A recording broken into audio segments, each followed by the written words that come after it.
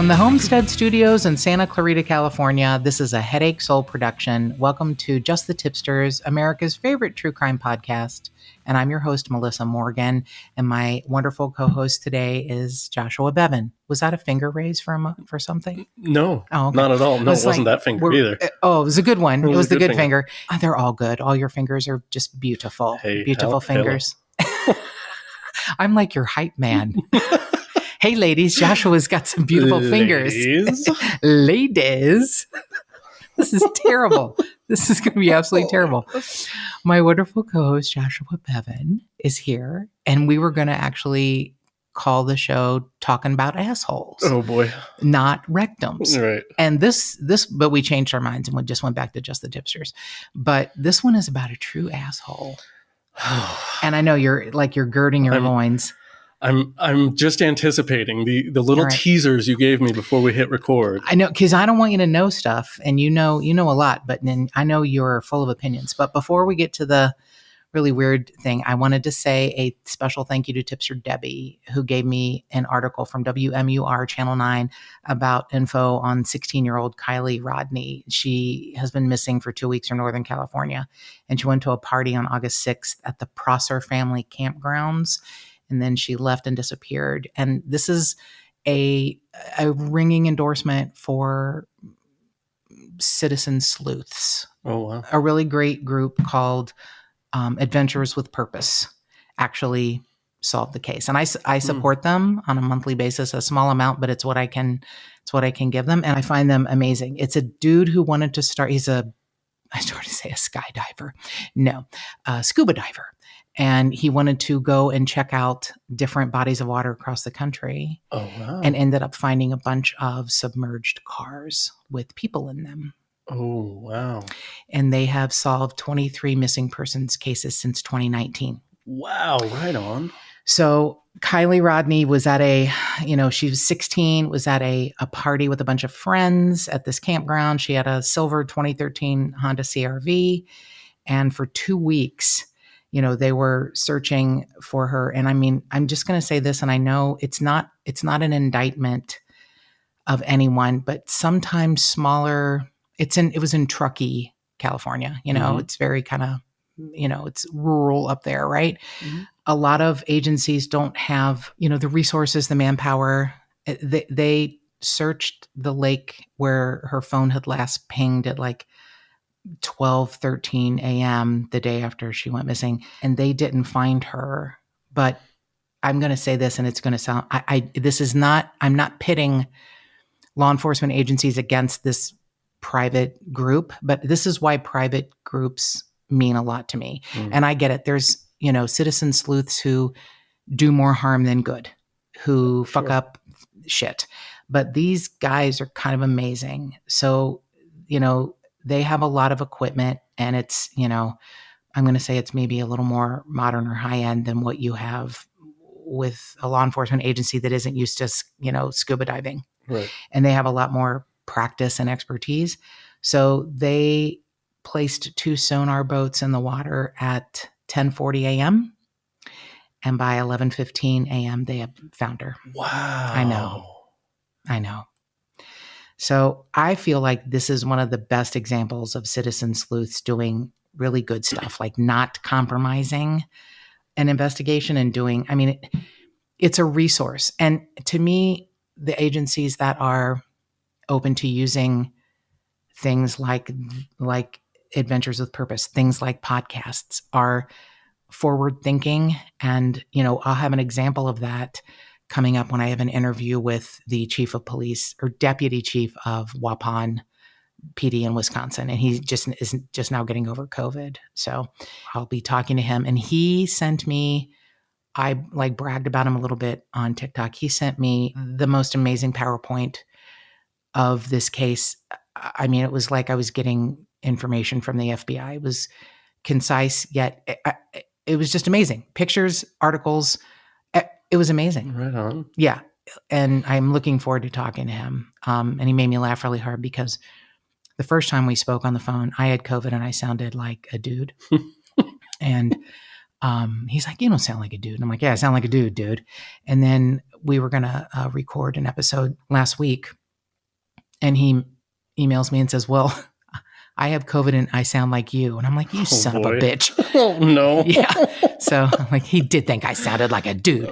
But so we're going to talk to him next week. But this episode is an unusual one for us. And I was going to do it by myself. I really went back and forth in my head. Should I do this by myself? Or should I do this with Joshua? Because I felt like I needed a male perspective. And then there was part of me that bristled and thought I don't need a male perspective. I know he's putting on his cod piece. He looks like the lead singer of Cameo now. He's got a big, he's got a big cod. I will not kick you in the gonads. Okay. I will not kick you in the gonads. So this is the case of, and because some of his victims aren't named, I'm just going to have to, I hate to name an episode after the perpetrator. Mm-hmm. I prefer to name it after the victims, but some of his victims are not mentioned. There's only one that came forward and was very vocal, and her name's Heidi Hess. But this is the case of Vince Champ. So sometimes in my life, my worlds collide. And I used to manage, if you've listened to this podcast at all, you know I used to manage comedy clubs, 2 in Cincinnati and 1 in Southern California and Orange County when I moved here. And Vince Champ was a comic born and raised in Arizona, moved to Sacramento, went to school in Stockton. He wanted to major in like radio, TV, film, thought he was going to be like an anchorman.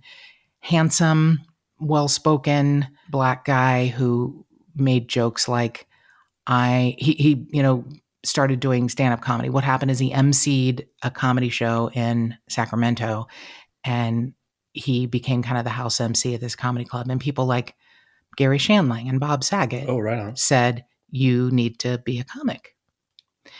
And his opening joke that everyone remembers is, I'm different than most black stand-up comics. I have a black girlfriend.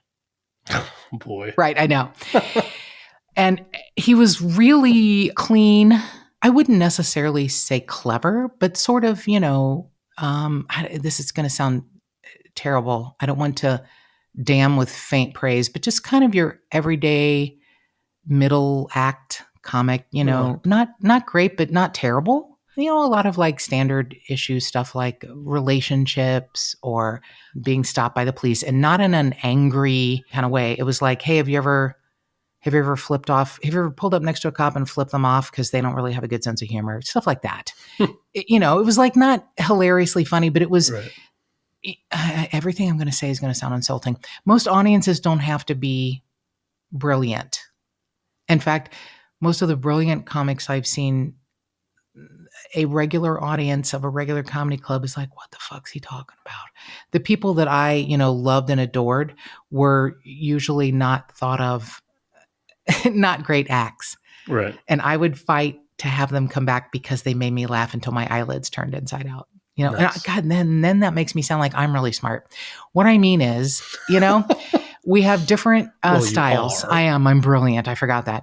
But, people who just didn't do your everyday shit. And there's, I swear it's not an indictment of everyday shit. But I'm going to tell you, Vince Champ was I wouldn't have called him a headliner. I know he got to the point where he was a headliner. But when he played The Funny Bone that I managed and Go Bananas, he played both clubs I managed. He was a good, solid middle act. Really solid. But there's a difference between moving up from a middle act to a headliner. Most comedy clubs, that whole, genre was opening act, usually someone local. Sometimes it would be, someone they bring with them, a middle act, and then the headliner. And it was this, weird line where the headliner didn't want a middle act that was too good because then they couldn't follow him. Sure. But you wanted somebody who was good enough so that they warmed up the audience so that when you got up there, it was like setting the pins up and knocking them down. Nice. Right. It's a weird business, but it was one I loved. I didn't love the bar aspect of it because I don't drink and people would become belligerent. Sure. I was also a terrible bar manager. Like I had no idea how to manage servers. Oh. The cook. I, ordered the food. I was like a mom of a terrible daycare, because there was like, infighting and affairs, servers Oh fucking boy. other servers. And my favorite, I had two stories I probably told before, but one was my favorite waiter who was on it. I'm pretty sure he was a sociopath, but he got big tips and he was like charming. And Nice. one day I walk in the open freezer and he's got the Ready Whip can in his mouth doing whippets. Oh, he's I'm huffing. like, you're a my grown adult. Oh, wow. This is your fucking huffing whipped cream aerosol cans, Oh, you my dumb God. fucker. Oh, man. But the other one was a comic who was a middle act who was probably brain damaged, called me at midnight and said, Melissa, I need to make a police report. I'm like, what happened? He was at the hotel. We put them up at the hotel, Sure. which, by the way, was called the Luxbury. And one amazing comic said they put the B in luxury. That's so good. It was priceless. I'm still friends with him. His name is Scott Howard. He lives in Denver. As I'm driving him up to the hotel, he goes, What is this? And I'm like, it's the Luxbury. And he goes, well, they put the B in luxury. I'm like, they sure do. I love it. So this comic calls me from the hotel and says, I paid for some pot from one of your cooks and he didn't give it to me or deliver it to me. So I'm going to file a police report. And I'm like, do you understand it's illegal for you? It's 1992.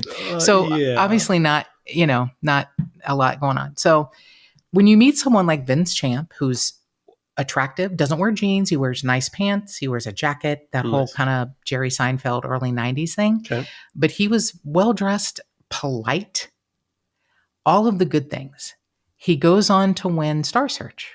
Oh, okay. 1992, and he won $100,000. And I guess there were things that didn't, he didn't pan out like he thought he would. Bud Friedman of the Improv talks about, there was some heat around him, but nothing ever, it's the same old story about Hollywood. People get excited about you and then they forget about you. I remember one comic said, when I said, so how did all your meetings go this week? And he goes, well, apparently it's very nice to meet me. Like, okay, Tony. Well, that's kind of the industry, right? I mean, that's seriously the industry. Yeah. So Mark Maron even talked about this case with Judd Apatow, and they compared him to Bill Cosby. Oh, okay. Now, Bill Cosby had decades of, and a different MO. He would, drug someone. Mark Maron's episodes from like 2015, 2016, but he had Judd Apatow on at the beginning. And it was a really good conversation because Judd Apatow is fierce. I'm just going to say this and hope I don't sound like a crazy, weirdo, but he's a fierce feminist. And he said, can you imagine you meet someone, a lot of the women who, over 30 women said that this happened to them with Bill Cosby. You meet someone, he's like your idol. You want to be in the industry. He tells you you're beautiful.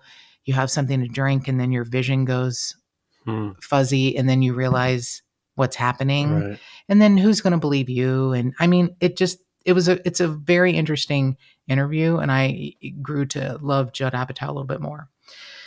So I love him a lot. Yeah, I do too. He's good peeps. I think so too. Yeah. So I managed these comedy clubs and I know I've told a couple of stories about weird encounters that I would mostly classify as inappropriate comments. And that seems to be poor Joshua has heard me bitch recently about some shit that's happened. But there was a 25-year period where nobody said anything weird. Maybe that was because I was married to Mark or whatever, for 22 of those years. But when I managed a comedy club, it's a male-dominated business. Sure. I'm a woman managing a bar, ostensibly. And Ron White said something like, you have wolf eyes. And I was like, yeah, I really don't have wolf eyes. Is that a compliment? I know. I was like, my DNA is mostly human. Well, he also said if I sat on his face, he could tell me how much I weighed. So, okay. So there you go. That one's way over. There's that one. I thought so too. And surprisingly, it came back to haunt me just recently with another person who said that. I'm like, you guys need to get a new book of weird shit. Yeah. I, at one point, was bending over a table to sign in something on a form, and a very handsome comic came up and, put his, sort of between my butt crack. Okay, wow. Yeah. And was laughing, and I like stood up. Obviously you do when someone comes up behind you and puts their dick in your ass. I would. Outside your clothing. Yes. But yeah, you would. I'm so glad to know. I would immediately stand up. Yeah, you would stand up straight. Like you would have the best posture you've ever had in your life. And he thought it was funny just because I was bending over. I was like, all right, I get it. We're talking early 90s. It's a different time, Right. And I love the sigh. I love your sigh. Can I just say that? It was a different time only because it was a different time. Yeah. But yeah.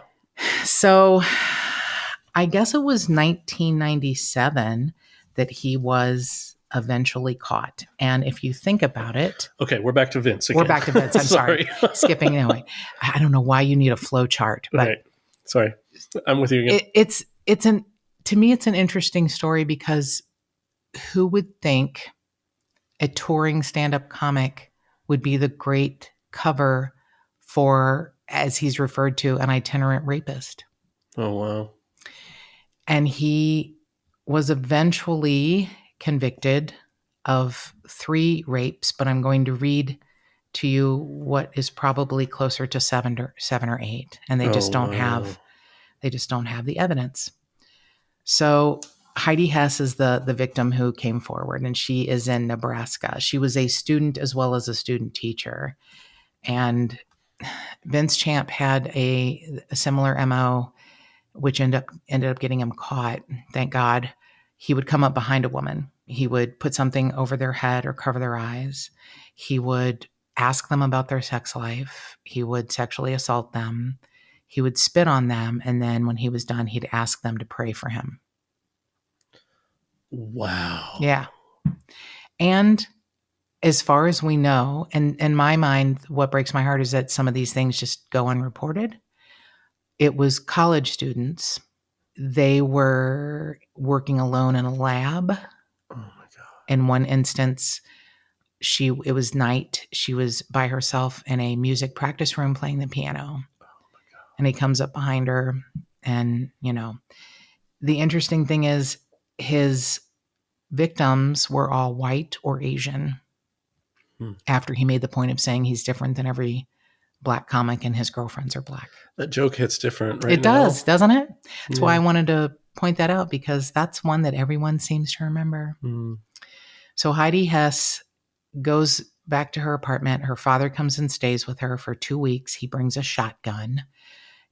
She is like, I can't leave. This is the student at University of Nebraska. Her friends bring groceries to her, and she's like, I can't leave my home. And she was watching the O.J. Simpson case in, October of 1992. And she said Ronald Goldman's father was on TV telling reporters he would never rest until, O.J. was convicted and behind bars. And she thought, that poor man has no control over what happened. And his whole life has turned into the day his son was murdered. And it gave her a moment of clarity. Wow. And she said, I know the statistics, and it's going to be unlikely that my attacker will be caught. And I don't want to be Ron Goldman in 10 years. Wow. Yeah. That is hardcore. It really is. So she called her best friend in Lincoln, Nebraska, and said, I don't want this to be my life. And her friend said, you've already given this a month of your life to this man. How much more time are you going to give him? And she said, no more. So that day she walked out of her house and she turned back again and again and was sweating, but she finally made it to her car. And then she drove to her friend's house in Lincoln, and then she sat in the driveway for 2 hours. And she finally got out, opened the door, and when she did, she went to her friend's house and they had dinner, and then she drove home. And it took months before she stopped having to force herself to leave her house, and even longer before the nightmares stopped. And she said, this is just the beginning, but this is how I knew I was going to heal. I had to make the decision. I wouldn't let this man have any more control over my life than he already took. And the thing about rape that I forget is that it's really not about sex. Oh, no. No. I forget. Yeah. It's about control. Yeah. So we're going to have a discussion about that because, Joshua is a dude and has 3 male sons. And I know what an attentive father you are. So we're going to have this discussion and it's going to be interesting. So there is an investigation, obviously, but they were like, you're right. I don't know how we're going to find him. Right. But then Omaha, Nebraska ends up with the rape of a college student. And this is, the 90s, but this is one of those things where I have yelled and screamed and fought for law enforcement agencies to fucking open their books and be communicative. Mm-hmm. And sometimes it happens and sometimes it doesn't. But a female officer in Omaha, Nebraska, a female officer, it was Lincoln in Omaha, sends out a teletype and says there's this rape that occurred on the college campus. And then they get information from Kenosha, Wisconsin. Oh, wow. And then they get St. Ambrose University in Davenport, Iowa. All of these university police officers come together and they're like, it's the same MO. And this is the beautiful thing. DNA links Davenport and Iowa and Omaha. And then the FBI steps in and is like, it's a 4-state investigation. Wow. They all got together and they call it the Vince Champ investigation. The DNA matched and they were like, it's this guy. So, I'm sorry, that's a lie. They don't know that it's him until May 6th when a small college in Pasadena, a victim thwarts an attack because she screamed. She was alone. A man comes up behind her. When she screams, passerbys step in, but one of them got his license plate. Mm-hmm. And they run the plate and it's Vince Champ. All of these things spread across the country. Do you have any unsolved college rapes? Yes, we do. Wow. So the Omaha investigator said once that last piece came into place, everything just made sense. So Vince Champ posted bond in Pasadena and then got on a flight to go one of his cruise performances in the Caribbean. Oh. Yeah. So he's on a cruise ship and they match up all of his tour dates. And this is where I just feel my stomach drop. They match up his tour dates with all of the rapes in the different college areas. Mm. He was booked to college gigs. College gigs pay a lot of money, mm-hmm. and they typically want someone clean. Sure. You can college gigs and corporate gigs. You make so much more money than you do in a club. Okay. So he was like the perfect person. And I'm going to tell you another weird connection. Vince Champ called Go Bananas, where I was managing, and I had worked with him at the Funny Bone, and then I'd gone to Go Bananas. He had been at Go Bananas with a previous manager, and called me wanting his I-9, his tax information. Mm-hmm. And we had an accountant at the time who did the books who was, like everything else in the comedy world, kind of lax. Sure. And I'm like, Vince, I don't know when I'm going to get it to you. I'll get it to you as soon as I can. He's like, I'm really trying to do my taxes, which when I think about it is fascinating because honestly, he was the only comic who asked for the tax information. It's a cash business. Right. Nobody wants to report it. Right. You can say I made $30,000 as a comic and you made $100, and Sure. no one would ever know because comedy clubs are notoriously, they don't get their shit together. He was so adamant about getting the information of how much we paid him that week. He tracked me down in the bar, and one of my servers goes, Vince Champ's on the phone, and I'm like, motherfuck. I mean, he would call me in my office about it, and I'd be like, I'll get it to you when I can get it from our accountant. He was so like possessed with me getting the amount of money he made. And I was like, it didn't dawn on me till later. Why are you so... And I still don't know why. Well, yeah, that's my question. Because he declared bankruptcy. Oh. And it said he was making between $800 and $1,000 per gig. But yet he declared bankruptcy. Interesting, huh? Yeah, wow. I don't know if that propelled him to act out more. Maybe I've watched too many crime shows on TV. You know what I mean? It's like a stressor. But after he declared bankruptcy, he upped the level of attacks. Wow. So, two really good pieces of reporting: the Quad City Times from Davenport, Iowa, and the Chicago Tribune.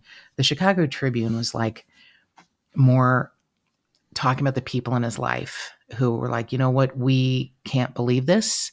You know, his agent is like, he makes a good living. I don't know why, because he would rob some of the victims too. Oh, rob them also. Yeah. Okay.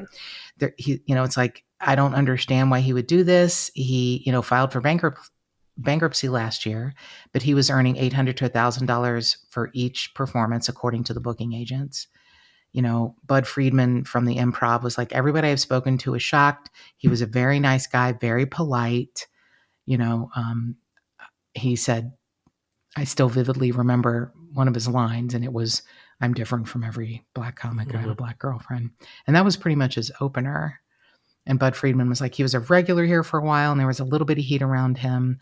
Some big agents and managers and TV people came to see him, but nothing really happened. And then he started working on the road. So maybe he got, frustrated that it wasn't happening for him and started being booked on the road. What I think is fascinating is that people that I know that booked comics ended up being part of an investigation because they all had to turn over all of the booking they did for him. And one of my favorite booking agents said, as soon as I saw where these happened, it was like a roadmap of his gigs. Oh, God. Yeah.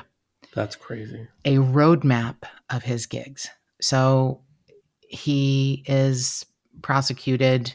He's in the Nebraska State Penitentiary serving 30 to 40 years for the Lincoln rape, 25 to 30 years for the attack on Heidi Hess in Omaha. When he's released, he'll get 2 life sentences for rapes in Iowa.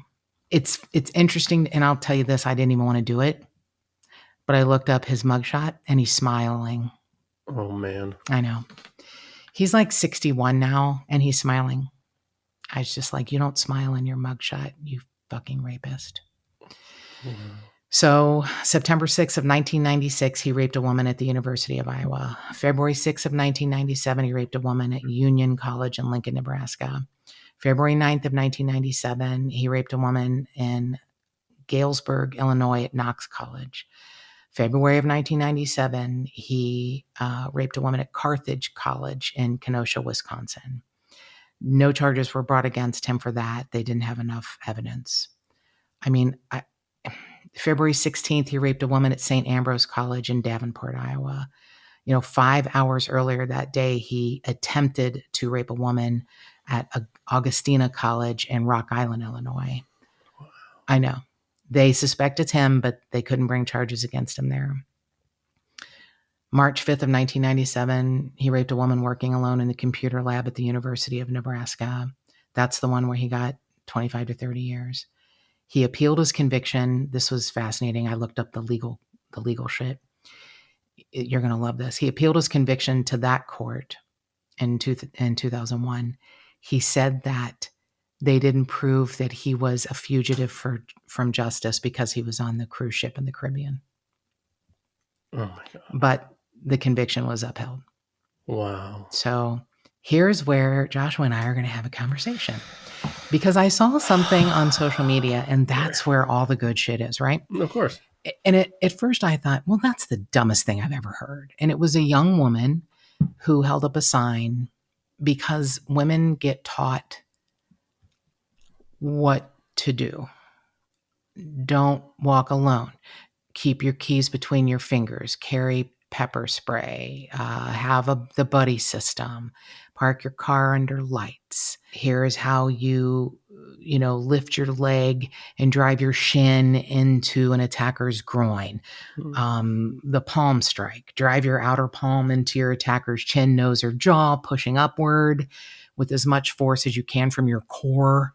Mm-hmm. And she said, here's what should be taught. Teach your sons not to rape. Exactly. So you agree with that? I'm sitting. I'm This sitting is where here I listening. thought you were going to say no. No, I'm sitting here listening to this and going, "This is horrible. This is the society we live in where I girls put you on the hot seat a little bit, but I thought you were going to be like, no, that's bullshit. No, I teach my sons not to rape. Of course you do. From the beginning. I mean, that's the... Not to not rape, but what you teach your sons is to respect other people. I teach my sons respect. Right. I am very conscious about consent. There you go. All the way through. There you go. It is definitely it's not just a consenting specific sexual acts. It's consenting all the way through. If somebody doesn't like something you say and they tell you to stop, then you stop. If somebody doesn't like the way that you touch them or look at them and they tell you to stop, they're not consenting to that. And that's the whole spectrum all the way through. That's what I do my best to attempt to teach. I'm sure you do. And the thing is, it's got to be tough being a parent. It's got to be really tough being a parent. And I know you teach your kids to respect all other people, men, women, children, someone smaller than us, animals. I get it. But to me, it's so weird. Obviously 90% of a female rape is perpetrated by men. 93% of male rape is perpetrated by men.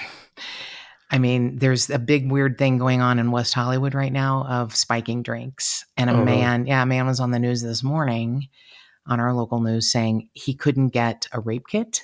He couldn't get anyone at the West Hollywood Sheriff's Department to acknowledge him. They made him sit outside on a bench across from the restaurant where he had been drugged and raped. Oh, wow. So I know and here's the thing I had mentioned to Joshua before we started recording. And this is more like child molestation than rape. But one of my favorite radio talk show hosts, Bill Handel, said when there was that spate of young, beautiful teachers who would have sex with teenage boys, he said, I mean, this is just a fascinating perspective. He said, especially there was like a very beautiful one that he was talking about. And he's like, I know this 16-year-old kid who is having sex with his beautiful teacher, Sarah. And he is going to be an old man one day, and he's going to be on his deathbed, and he's going to be surrounded by his loving wife and children and grandchildren. And he's going to be like, Sarah, like his last words are going to be. And I was like, okay. There are people who fight, especially mothers, parents, who fight really hard that their teenage sons have been molested by a teacher. Right. I am not here to debate that because I'm not a boy. I am not a parent. I can tell you one of the funniest things another radio host did that I almost had to pull off the side of Laurel Canyon. I was laughing so hard is when Adam Carolla hosted Loveline with Dr. Drew, mm-hmm. and a 14-year-old boy called in and said, my parents went out of town and they got me a babysitter. And they're like, you're 14? I was probably just to make sure he didn't burn the house down. Sure. And he and his friend were there, and this babysitter was like, 21. Mm-hmm. And she said, let's get in the hot tub, her and two 14-year-old boys. Uh-huh.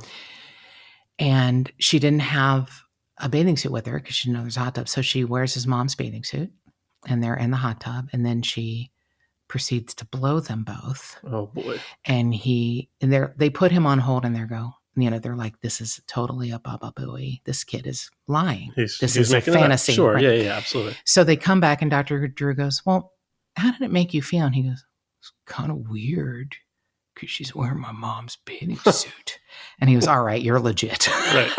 The fact that she's blowing him wearing his mom's bathing suit is the part that was weird to him. And Adam goes, so, all right, kid, how can we help you? Do you need the address for the closest urgent care? Because you and your best friend broke each other's palms, high-fiving each other. Oh, boy. So, yeah. Right. And that's the joke. It is, yes, as a man, every time I hear those kind of stories, yes, my first thought goes to my teacher in middle school who I had a huge crush on, and I wished that would have happened. But I realized, no, in reality, no, that's some messed up Child molestation, yes, yeah. that those kids are going to be dealing with healing for a long time. Right. The perpetrator has some messed up stuff going on in order to actually enact those kind of things. And I have a theory about Vince Champ because he had a restraining order placed on him from a girlfriend in Southern California. And he was 35 when he was eventually arrested. And this was about 6 months before the arrest. And his girlfriend was 17. Mm-hmm. So most 35-year-old men might find 17-year-old women attractive. But in a relationship, she's too young for you, bro. Yeah. Yeah. So I have a theory that he, picked women in college because he thought they would be younger. One of his victims was like 29 years old. But when you come up behind someone and sneak up behind him, you may not get the age you want. Sure. But I think he had a young girl thing. Absolutely. And I mean, that sounds to me like a power dynamic thing. Exactly. For sure. So when I'm, looking up how do we teach our sons not to rape, and thinking, I don't know how you can say that. You can't say like to a 4-year-old, don't rape people. And you know what's so great? The word rape actually meant like rob or pillage. It didn't mean sexual for years. The origin of the word rape. Right. It's so interesting to me. So this, from Psychology Today, this author said, they say, of course, people that hurt people hurt people. So I don't know that that's exactly true. Like, I don't know Vince Champ's history. I don't know Bill Cosby's history, and I don't care. And to me, there's a difference between being with someone and things go too far and systematically planning out to attack a stranger. Right. And then spit on them and, rob them or drug them, whatever. But this person says, you have to take it seriously if you notice that your kid is exhibiting any kind of bullying. And it's like, it's like, rape is the main bullying. And I was like, okay. So this person's opinion is that the kid that was picked on their whole life turns into this, bitter, jaded, resentful person that's going to make other people hurt when they get into a position of power because, they can, and they're making up for their life of victimhood. And, maybe.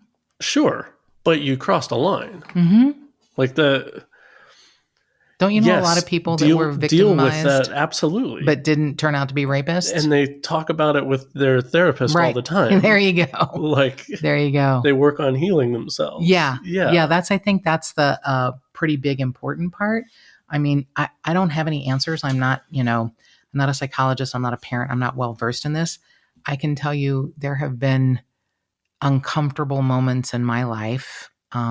Nothing that would ever be considered rape, but some things that I look back on and think, wow, that was not consensual. And I just relented. Right. And I was very young, and I just was like, I don't know. One of the things that they say to protect yourself if you're a woman or even a man, I'm sure, is to try to de-escalate as much as possible. And then if you have to use force, and if you are in a position to use force, use force. They suggest that last because that could escalate and get out of your control. Absolutely. Someone could, if you get violent, someone can get more violent, and then you are not only raped, you're beaten or killed. Sure. And if you're talking about someone who is physically larger and stronger, then yeah, you're going to get a lot more hurt. Yeah. I mean, I don't have any answers. I don't have any wisdom, but I think what you said that you talked to your boys about is very smart, and it gives me hope for the future. I hope. And I mean, yeah,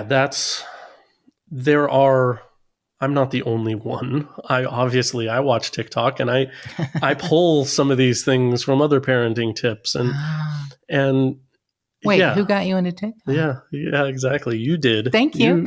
Thank you. It is a great platform. No, it If is. you I dig find it. things that resonate with you. Yeah. I dig it. Well, it finds things that resonate with Yeah, me there you somehow. go. I don't know. Yeah. This It's tapped TikTok into magic. our yeah. No, but I mean, I have friends, and we talk about things, and we social media. It's all over the place. That consent is huge. Consent is the other side of healthy boundaries. I also teach my boys that other side of it, having healthy boundaries, Right. saying, no, I don't want to be tickled right now. Right. And, Wow. That's or, important. things like that, things that go from, that whole spectrum. I don't like you to say these things. I don't like you to touch me this Hmm. way. Please don't do this, and on the other side, he said no, she said no. Please respect that. Right. That's the thing that gives me hope for the future, because I am given hope by parents like you. And I know you said you're not the only one. I just feel like, my mom was, I'm going to call her a platinum mom because of weird shit that happened to me as a kid. I was a backward, shy person who, I was like 8 years old, and I would be taking my clothes off to take a shower, and my mom would walk in my bedroom door, and I would scream and cover myself. And she got to where she would knock and then walk in backward. Oh, wow. Yeah. And I don't know if you can see the statue Mm-hmm. over there of the couple. Mm-hmm. So that my mother wanted me to be comfortable. That's very circa 1970s. Got it. My mother wanted me to be comfortable with the human body. So we had a little game we would play. She got that statue, and I was never more mortified in my whole life Sure. than seeing a naked lady statue. And I would come home from school and put a Band-Aid across her boobs. And my mom would come home from work and take the Band-Aid off. Wow. So we played this silent game every night until we ran out of Band-Aids, and then she'd get more Band-Aids. Sure. So we never addressed it, but she was like, I think she's got some modesty issues. Mm-hmm. This was pretty funny. The Playgirl Man of the Year for like 1975. So I'd have been like 11. Okay. I'm trying to remember who was the Playgirl. Yeah, I know, because you have it all. You have it all, I do have like annotated. But yeah. Yeah. When were you born? 1990? Sure, but there's back issues. Oh, okay. So it was a guy from the television show Mannix, which is way before your time. Not Mannix. No. Damn it. What was the one? Mission Impossible. It's a guy from Mission Impossible. And okay. Yeah, it's also a show before your time. And Tom Cruise? It was not Tom Cruise. No, Tom Cruise. Son of a bitch. It reminds me of the time I dated someone quite a bit older than me, and he said, I remember where I was when Kennedy was shot. And I was like, Ted Kennedy was shot? Oh, no. Just to piss him off. So anyway, yeah, it wasn't the Tom Cruise Mission Impossible. I can't remember his name. His first name was Greg, I think. Anyway, very well endowed gentleman. And he was the like centerfold man of the year for like 19. And it was a hardback book. It was, yeah. Oh, for God's sake. Jesus Christ. I walked right into that one. Yeah, it was a hardback. So anyway, I remember opening it up and being like, that is frightening. That is frightening. But, blessedly, I haven't seen any other 1970s Playgirl spreads, so to speak. Centerfold. I don't even know the word to use. Anyway, I think it's important. I mean, that statue is so weird, but it brings me joy because it was my mom's. Right. And it's a beautiful depiction of a man and a woman. I love that the woman is in front and there's a sheet between them. And the man is kind of craggy and rough and the woman is kind of soft. Nice. It's beautiful. I mean, it's very beautiful, but man, when I was a kid, that brought me a whole lot of angst. Sure. Like, I can't see a woman's boob. What bothered me is that I couldn't bring friends over. I didn't care so much, but I didn't want my friends to come and be like, Melissa's mom's got a naked lady statue. That was, Sure. It's carried through today. Yeah. I still have that weird shame. So I have no idea how I transitioned to that, but I feel like it's important. I know you. Because you're healing yourself? Is that what? How much do I owe you for this, doctor? For this session? Do you take my copay? I'm taking notes and I'm sending them directly to To my therapist? Yes. You're a god among men. Yeah. You're a god among men. All right. So I'm going to shut up, but I just want you to know if you have anything that you want to talk about that you feel like you can't report to anyone else, you can always email us. You can call us. I will find resources for you. And I just don't want things to go unreported. And I think that's a large part of what has happened. I mean, look at how many cases Vince Champ is suspected of committing and how many he got prosecuted for. I am also grateful for stricter laws because it's a double-edged sword. People murder people and get 12 years, and people rape people and are gone for life. The thing they say about rapists is it's not curable. You're not going to not be a rapist. I don't know if that's true, but that's why they say you have to spend your life in jail. Yeah, I don't know if I quite connect with that. Yeah. In my view, anything is healable. But that's a great way to think. But yeah, once you cross the line, you obviously need to pay, right, for the crime you commit. I feel like if you kill another person, you need to spend the rest of your life in jail. I know you probably don't agree. That's for another day. Yeah, I guess there's a lot of things that they do right in Canada, like professional jury pools. Professional jury pools. Yes, it's people who know the law. And it's, Sure. They're employed by, the government, and you don't know where you're going. You go to different juries or different cases, and you know the law. The average person hearing jury instructions, I mean. Sure. I mean, the average person in our jury doesn't want to be there. Absolutely. Everybody tries to get out of jury How duty. is that a jury of your peers? Yeah, no. It's a jury of people who have better places to be. The last time I was in Superior Court, there were 250 of us, and they did the announcements in English and in Spanish. Mm-hmm. I mean, here in Southern California, the instructions are in way more languages. Yeah, but still, I don't know. I guess it would go, in my mind, case by case. If the defendant is, speaks only Spanish, maybe, I don't know. And then I guess you get into separation of too many. I just was like, wow, we're entitled to a jury of our peers. Are any of these people the defendant's peers? I don't know. Jury instructions are not easy. And something like where their life weighs in the balance. Yeah. So that's also another tangent. I'm sorry. Sure. Yeah, we'll have to talk about that. Listen, you're not gonna get an argument from me that our system is broken in a lot of ways. I think we should arm wrestle. Nope, never mind. Nope, I saw your guns. All right. I think we should thumb wrestle. Thumb wrestle. Yeah, we're gonna thumb wrestle. All right. If you have a tip on a missing person or unsolved homicide, or just want to suggest a case for us to cover, please give us a call at 832-TIPSTER. That's 832-847-7837. You can email us at jttipsters@gmail.com. You can find us on all of the social media platforms, and more cowbell.